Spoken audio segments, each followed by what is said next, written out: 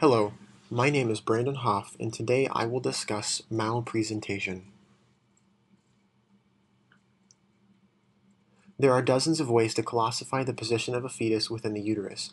Most of these positions are completely normal variants, however, there are some that are abnormal and can present serious complications for both the mother and the fetus.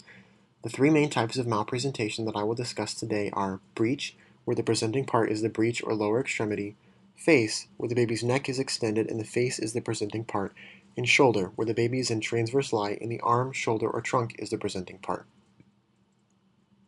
Starting with the least common out of these is shoulder presentation. Shoulder presentation occurs when the fetus is in transverse lie and thus the arm, shoulder, or trunk is the presenting part. Shoulder presentation is rare, occurring in less than 1% of labors at term.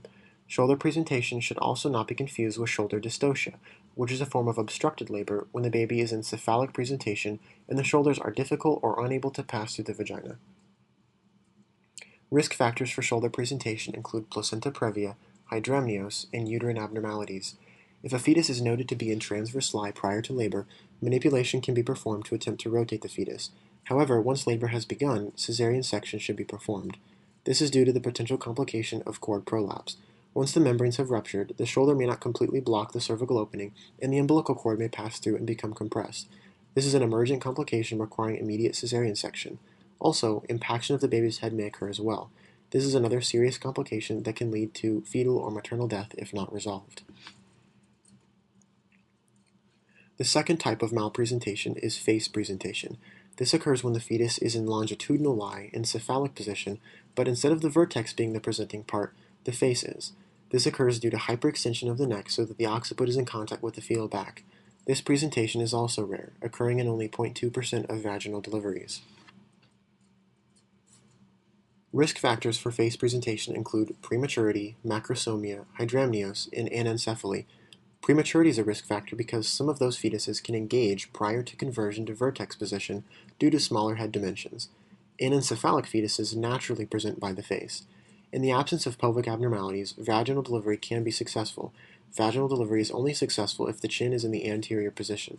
If the chin is in the posterior position, the brow will be pressed against the maternal pubic symphysis as shown in the picture. Most posterior presentations spontaneously convert to anterior presentation, allowing most to deliver vaginally. Complications to the infant include facial swelling and molding due to prolonged facial engagement. The last and most common type of malpresentation is breech. This occurs when the fetal pelvis or lower extremities are the presenting parts. There are three main types of breech presentation: complete, frank, and footling. In complete breech, both hips and knees are flexed. In frank breech, the hips are flexed with knees extended bilaterally, and in footling breech, one or both legs are extended below the level of the buttocks. Breech presentation occurs in approximately 3 to 4% of all pregnancies. For babies in breech presentation born at 2,500 grams or more, 65% are frank breech, 10% are complete breech, and 25% are footling breech.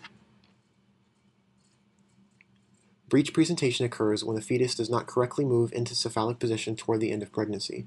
Usually, the lower extremities are the bulkiest part of the fetus and will naturally take up the roomier fundus of the uterus. However, there are some conditions like hydrocephalus that make the head bulkier.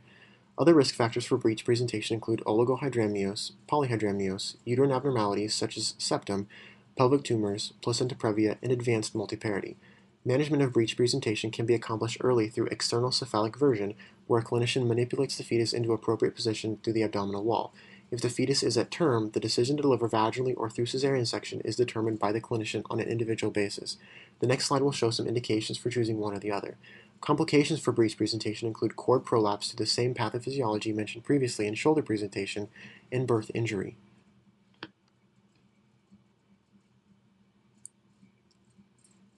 Here are some common factors taken into account by clinicians when deciding to deliver a fetus in breech presentation vaginally or through cesarean section.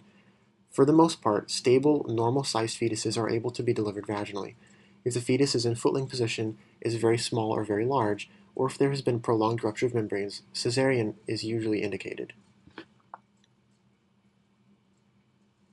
Thank you for watching. Please feel free to contact me if you have any questions.